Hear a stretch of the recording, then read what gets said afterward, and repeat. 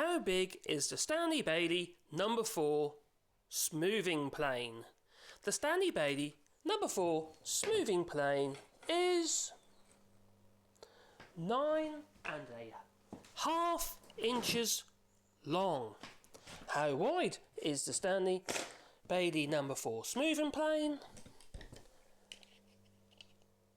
It is 63 millimeters or 2.5 inches wide, and the cutting width from the plane iron or blade is 2 inches or 50 millimeters. So that is how big the Stanley Bailey No4 hand plane is. And while you're here, if you can be most kind and click like and subscribe, and maybe the little bell icon, because then you get a warm fuzzy feeling in your pocket, and that'll be me uploading another video.